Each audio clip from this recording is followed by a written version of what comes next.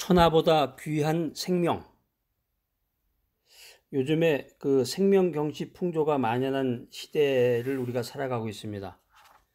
신문이나 이 뉴스에는 사실 나오진 않는데 그렇게 자살하는 사람들이 많아졌다고 그래요. 사람들하고 얘기해 보면은, 사람들 얘기를 들어보면은 그렇게 사람이 자살하는 사람들이 많아졌고, 특별히 그 한국 사회에서 그 자살률이 굉장히 높다고 그러죠. 그 생명경시 풍조가 아주 만연한 시대를 우리가 살아가고 있는데, 사람을 죽이는 일도 별거 아닌 것처럼 이렇게 생각이 되고, 그 TV 뉴스 같은 데 보면은 뭐 부인이 자기 남편을 그냥 아주 잔혹하게 죽이는 그런 뉴스도 나오고, 또 손녀가 또 뭐 외할머니를 죽였다고 그래요. 또 그래서 뭐 정신병이냐 아니냐 뭐 이런 얘기까지도 나오는데, 아무튼 사람이 사람을 죽이는 일이 그 예사롭게 생각되는 그런 시대가 지금 됐어요. 그래서 사람들이 자신의 생명을 끊는 것, 이 세상을 하직하고 자기가 스스로 죽는 것을 아주 쉽게 생각하는 그런 시대가 됐다. 그리고 인터넷 같은 데 보면 그런 동호회도 있고, 뭐 같이 모여서 죽는 사람도 있고, 뭐 죽는 방법을 공유하는 그런 경우도 있고, 아무튼 이렇게 사람의 생명을 가볍게 여겨서는 안 됩니다. 끝까지 살아봐야지. 그래서 미네르바의 부엉이는 황혼역이 되어야 날아오른다, 이런 귀한 말이 있는데요. 인생이라고 하는 것은 끝까지 가봐야 하는 거죠. 끝까지 가봐야, 그 미네르바의 부엉이라는 건 이제 지혜라는 뜻인데, 지혜를 상징하는 그런 상징적인 의미인데, 그 인생의 지혜라고 하는 것은 황혼역이 되어야, 60은 되어야 인생에서 철이 든다고 그래요. 나이가 좀 들어보고 살아봐야 아는데, 20, 30대 잘 모르고 아니면은 세상에서 잘 나가다가 잘 먹고 잘 살고 이 세상에서 명예롭게 잘 살다가 갑자기 실패하게 되면 자살해 버리는 그런 경우도 있고, 사람의 생명이 얼마나 귀한 것인가, 여기에 대한 그런 깨달음이 있어야 되는데, 자, 오늘 이 메시지를 통해서 사람의 생명이 얼마나 귀한 것인가, 여기에 대해서 여러분과 함께 대화를 나눠보도록 하겠습니다. 첫 번째, 생명은 어디서 온 것일까? 천하보다 귀한 생명이라고 그랬는데, 이 생명이라고 하는 것은 어디서부터 온 거냐? 생명은 하나님이 창조하신 것이다. 생명은 하나님이 만든 것이고, 생명의 주인은 하나님이시다 하는 거예요. 생명의 주인. 그러니까 자기가 스스로 죽는다, 자살한다, 그럼 주인의 그 뜻에 어긋나는 거죠. 그 주인은 그 생명을 주면서, 생명의 주인이신 하나님께서 나에게 생명을 주시면서 한번 잘 살아봐. 응? 잘 살아봐라. 내가 너의 인생을 도와줄게. 옆에서 잘 지켜보고. 그런 의도로 나에게 생명을 주셨을 텐데, 그 주인의 가슴에 그냥 심장에 못을 박고 스스로 죽는 거나 마찬가지인데, 구약 창세기 1장 27절, 창세기 1장 27절에 보면은 하나님이 자기 형상 곧 하나님의 형상대로 사람을 창조하시되 남자와 여자를 창조하시고, 이렇게 명백한 그 기록이 있습니다. 생명의 주인은 하나님이시다. 우리의 생명은 하나님께서 주관하신다 하는 거죠. 그렇기 때문에 자기 생명을 자기 마음대로 끊는 것은 하나님의 주권을 무시하는 죄가 된다는 거죠. 창세기 1장 27절에 나와 있는 것처럼 하나님의 형상을 따라 지음받은 인간이 다른 피조물과 달리 영혼을 소유하고 있는데, 영혼이 있는데, 땅의 모든 생명을 다스리는 위대한 권리를 부여받은 아주 소중한 존재라는 거죠. 그래서 예수님께서도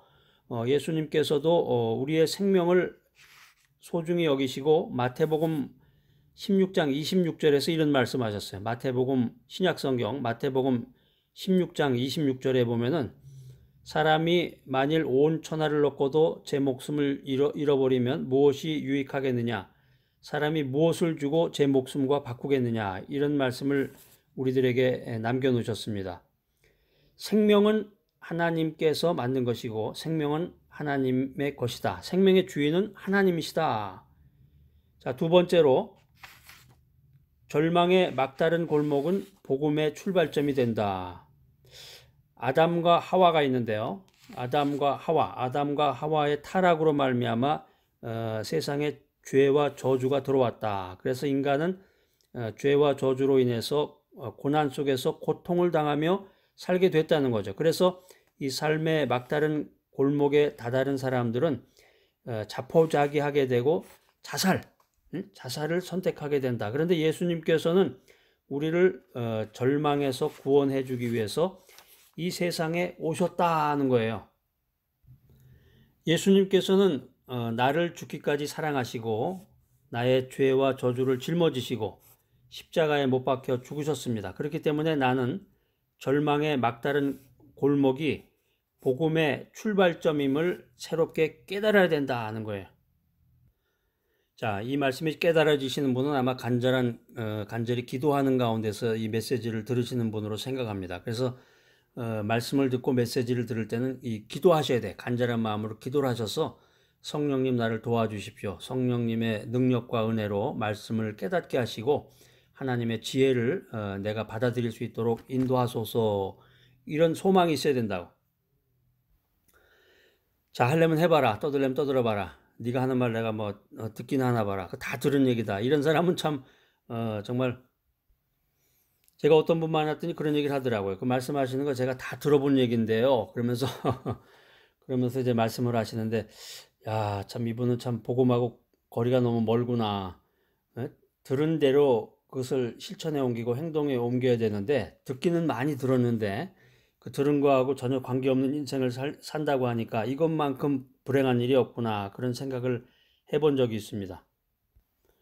절망의 막다른 골목. 옛날에 이제 골목이 많았는데 골목길 이렇게 지나가면은 밤에는 골목 지나가면 좀 으시시하기도 하죠. 옛날에는 골목이 좁았고 이제 어둡기 때문에. 그러니까 절망의 막다른 골목. 이 표현이 참 절묘하네요. 절망의 막다른 골목. 그 신약 성경에 보면은 그 절망의 막다른 골목을 지나갔던 그 유명하신 분이 하나 있는데 그분이 누구냐면 이제 사도 바울이에요. 사도 바울. 그 사도행전에 나오는데요. 사도 바울과 실라가 그 감옥에 갇혔는데 바울과 실라가 갇혔던 이 빌립보 감옥의 간수 여러분 아마 기억하실 거예요. 바울과 실라가 이제 기도와 찬양을 하니까 옥문이 열려버려. 그 감옥문이 열려버려. 그러니까 그걸 보고서 죄수가 탈옥한 줄 알고 그 간수가 자살을 하려고 그래요. 그러니까 그때 바울과 실라가 큰 소리로 얘기를 해. 저 여기 있어요. 안심하세요. 도망가지 않았습니다. 그러면서 거기에서 이제 유명한 구절이 나와요. 사도행전 16장 31절. 자, 한번 찾아보세요. 사도행전, 신약성경 사도행전 16장 31절. 피셔가지고 밑줄을 쫙 그시고 3번 읽으셔야 돼. 자, 제가 한번 읽어볼게요. 주 예수를 믿으라. 그리하면 너와 내 집이 구원을 얻으리라. 요즘에 이제 구원을 받으리라 이렇게 바뀌었는데 같은 의미입니다. 주 예수를 믿으라. 그리하면 너와 내 집이 구원을 받으리라. 주 예수를 믿으라. 그리하면 너와 내 집이 구원을 받으리라. 그러니까 이게 절망의 막다른 골목이 복음의 출발점이 된 거죠. 이 사도행전 16장 31절 그 말씀 전후 이렇게 백그라운드를 살펴보면 아주 타이밍이 딱 맞는 그 말씀인데 그래서 이제 그 바울과 실라가 복음을 전하자 이 빌립보 감옥의 간수가 복음을 받아들이고 그와 온 집이 구원을 받게 되었다. 이런 스토리입니다. 자, 천하보다 귀한 생명. 첫 번째 생명은 하나님의 것이다. 하나님이 창조하시고 하나님이 주인이시다. 두 번째는 절망의 막다른 골목은 복음의 출발점이 된다. 여러분 혹시 절망의 막다른 골목을 쓸쓸하게 외롭게 혼자 두려움 가운데서 걷고 계시지는 않으신지 그 절망의 막다른 골목이 바로 복음의 출발점이 된다. 이 놀라운 사실을 믿으시고 하나님께 감사의 찬양 이 바울과 실라와 같이 감사의 찬양을 하실 때 옥문이 열렸던 것처럼 여러분 그런 기적을 체험하시는 여러분들이 되시기를 바랍니다. 자, 세 번째, 예수님께서는 우리의 모든 짐을 맡아주십니다. 오늘날 이제 한국뿐만이 아니라 모든 나라들, 선진국에서 제일 문제가 되는 게 뭐냐면 사람들이 정신병에 걸리거나 자살을, 한국뿐만이 아니에요. 지금 온 나라가 다 미국도 그렇고 유럽도 그렇고 정신병에 걸리거나 자살하는 것이 참 심각한 사회 문제로 대두되고 있는데 이 문명 사회에서 돈과 기계의 노예가 돼서 인간성을 상실한 채 이 고립된 삶을 살아가는 사람들이 많다 하는 거예요. 그래서 이 부정적인 감정들이 자꾸 이렇게 쌓이다가 보니까 어느 순간에 이제 우울증 걸리고 돈도 없고 친구들도 외면하고 사람을 못 만나다 보니까 어느 순간에 삶을 포기하는 행동으로 나타나게 된다는 거죠. 자, 그래서 악한 영은 자살하면 다 끝난다. 이건 굉장히 사기예요, 사기. 다 끝나는 게 아니라 죽고 나면 또 심판이 있는 건데 히브리서 신약성경 히브리서 9장 27절에 보면은 한 번 죽는 것은 사람에게 정해진 것이요 그 후에는 심판이 있으리니 자살해도 또 자기가 나이가 들어서 죽어도 죽고 나면 다 끝나는 게 아니라 심판이 기다리고 있단 말이에요. 심판이. 예? 그래서 마태복음 11장 28절에 보면은 예수님께서 아주 중요한 그런 메시지를 우리들에게 전하고 계십니다. 마태복음 11장 28절 이거는 다 암송을 하셔야 돼. 이미 이제 다 암송하시는 분도 많을 텐데 오늘 이게 무슨 말인가 처음 들어보시는 분은 저를 따라서 하시면 돼. 마태복음 신약성경 제일 처음이 마태복음이에요. 어디 뒤에 찾지 마시고 한참 그냥 마태복음이라고 그랬는데도 막 여기 뒤졌다 저기 뒤졌다 하시는 분은 이제 왕초보신 텐데 염려하지 마시고 왕초보도 이제 조금 하다 보면은 실력도 늘고 빨리 찾게 돼요. 염려하지 마세요. 자, 마태복음 신약성경 맨 처음입니다. 마태복음 11장 28절. 자, 찾으셨죠? 자, 거기다 밑줄을 그으시란 말이에요. 밑줄 쫙. 수고하고 무거운 짐진 자들아 다 내게로 오라 내가 너희를 쉬게 하리라. 세 번 읽으셔요. 세 번. 밑줄을 그으시고 세 번 읽으세요. 그럼 이제 다음에 또 다른 메시지에서 또 나오고 자꾸 나와요.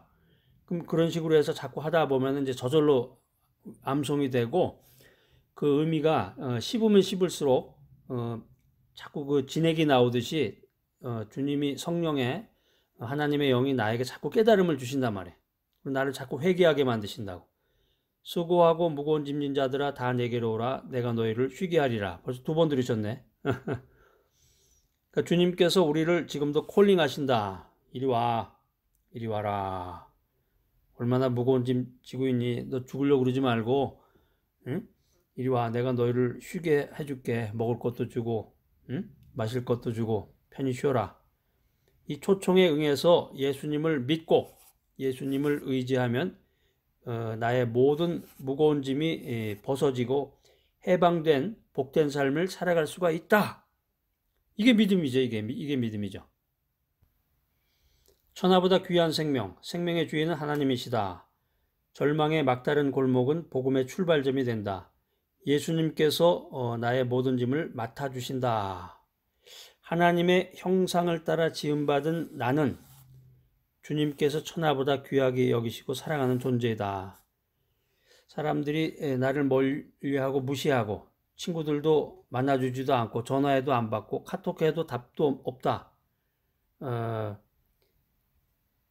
혹시 메시지 들으시는 분 가운데 이렇게 사회관계가 인간관계가 원활하지 않으신 분이 있다. 그럼 얼마나 이게 소망스러운 말이에요. 하나님의 형상을 따라서 지음받은 나는 주님이 나를 그렇게 사랑하신다고 그러는데 천하보다 귀하게 나를 사랑하신다. 이거 말씀만 들어도 은혜가 됩니다. 너무너무 주 예수여 너무너무 감사합니다. 그런 말 하게 되잖아요. 사람들은 나를 무시하고 멀리하는데 주님은 나를 찾아오시고 주님은 나를 천하보다도 귀한 존재로 나를 생각하신다고 그러니 죄와 허물로 인해서 죽을 수밖에 없었던 나를 이미 또 죽었어요. 이미 죽은 존재야.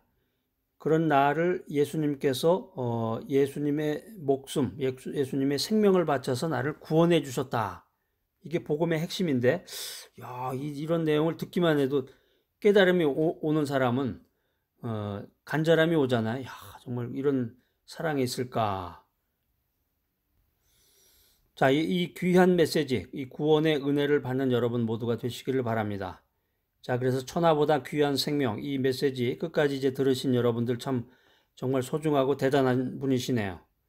이 세상 살면서 이 메시지 말씀처럼 승리하시고 귀한 인생 살다가 영원한 하나님의 나라에 들어가서 하나님의 품에 안겨서 영생을 누리시는 귀하고 복된 여러분 모두가 되시기를 간절히 소망합니다.